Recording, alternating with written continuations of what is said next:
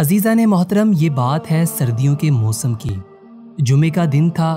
گاؤں کے تمام لوگ جمعے کی نماز کا اہتمام کرنے میں مشغول تھے۔ مولوی صاحب خطبے سے پہلے کچھ مسائل بیان کر رہے تھے۔ اسی دوران ایک بوڑھا شخص مسجد میں داخل ہوا اور چپ چاپ بیٹھ کر مولوی صاحب کو سننے لگا۔ یہ شخص معمولی پڑھا لکھا تھا، کچھ سمجھ آیا کچھ نہ آیا، لیکن جب مولوی صاحب نے یہ بتایا کہ ہمیں چھوٹی سے چھوٹی نیکی کو بھی حقیر نہیں سمجھنا چاہیے، اور کچھ ایسے واقعات بھی سنائے کہ جب کسی معمولی سے عمل کی بنا پر اللہ نے بے حساب اجر دیا، تو اس شخص نے سوچا کہ یہ کوشش تو میں بھی کر سکتا ہوں۔ لہٰذا نماز مکمل ہوتے ہی وہ مولوی صاحب کے پاس پہنچا اور ان سے کوئی آسان سی کتاب مانگ لی جس پر عمل کر کے وہ بھی ثواب کما سکے۔ مولوی صاحب نے اس کا شوق دیکھ کر اسے ایک آسان سی حدیثوں کی کتاب دی۔ اب بوڑھے شخص کو ایک نیا مشغلہ مل گیا تھا۔ روز کھیتی کے کام سے فارغ ہو کر کتاب پڑھتا اور ہجے کر کے پڑھتا۔ سردیوں کے دن تھے، اس کے بیوی بچے اپنے میکے برابر والے گاؤں میں گئے ہوئے تھے۔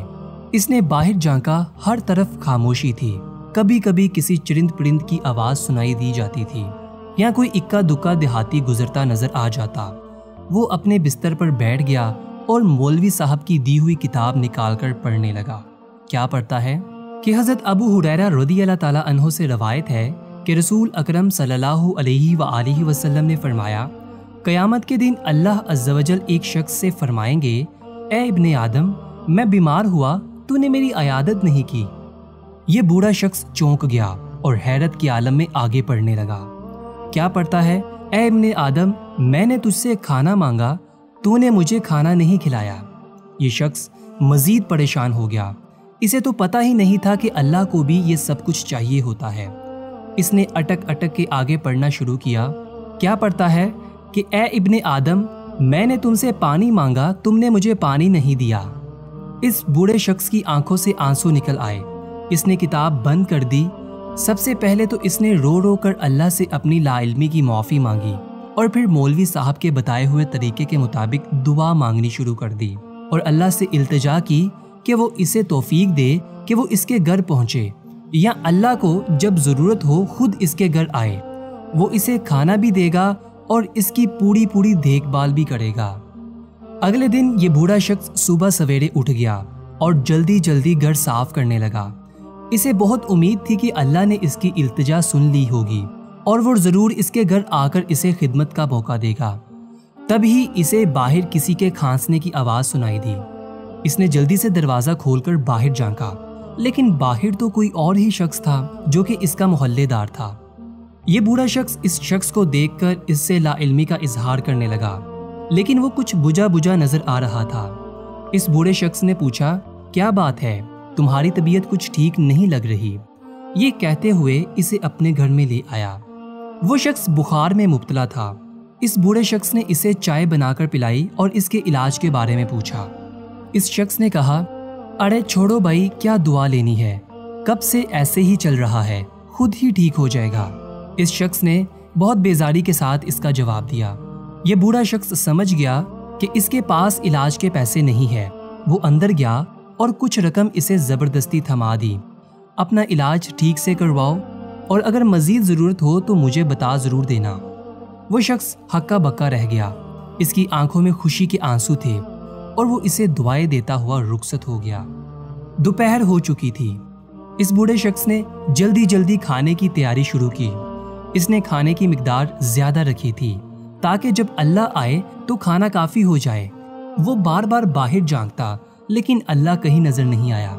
اب وہ تقریباً مایوس ہو چکا تھا کہ اسے ایک اور شخص نظر آیا جو صبح سے شام تک مزدوری کرتا تھا۔ اس شخص نے اس بوڑھے شخص کو بتایا کہ کئی دنوں سے مزدوری نہیں ملی، گھر میں اس کے بچے بھوکے ہیں اور وہ آج بھی مایوس گھر جا رہا ہے۔ اس بوڑھے شخص کو یہ سن کر سخت افسوس ہوا۔ اس بوڑھے شخص نے اس کو اپنے کھانے میں شامل کر لیا اور جب وہ جانے لگا تو راشن اور کھانے کا پارسل بنا کر اسے تھما دیا۔ یہ شخص اسے تشکر بڑی نگاہوں سے دیکھتے اپنے گھر کی طرف روانہ ہو گیا۔ اس بوڑھے شخص کو ان دونوں کی مدد کر کے بہت اچھا لگ رہا تھا، لیکن اندر ہی اندر وہ کچھ اداس اور مایوس بھی تھا کہ پورا دن انتظار کے بعد بھی اللہ اس کے پاس نہیں آیا۔ کہیں اللہ اس سے ناراض تو نہیں؟ یہ سوچ کر وہ کچھ پریشان سا ہو گیا۔ اس نے جلدی سے اپنی احادیث کی کتاب نکالی، پہلے پچھلا سبق دہرایا اور پھر آگے پڑھنے لگا۔ کیا پڑھتا ہے؟ آگے حدیث کے الفاظ شروع ہوں گے۔ وہ شخص حیران ہو کر کہے گا کہ اے میرے رب، آپ کی عیادت کیسے کرتا، حالانکہ آپ تو رب العالمین ہے۔ اللہ تعالیٰ فرمائیں گے، کیا تجھے معلوم نہیں کہ میرا فلاں بندہ بیمار تھا؟ اگر تم اس کی عیادت کرتے تو مجھے اس کے پاس پاتے۔ اس بوڑھے شخص کی آنکھوں کے سامنے یکدم صبح والے شخص کا چہرہ نظر آیا۔ اس نے اگلی سطر پڑھی۔ کیا پڑھتا ہے؟ حدیث کا باقی حصہ وہ شخص کہے گا، اے میرے رب، آپ کو کھانا کیسے کھلاتا؟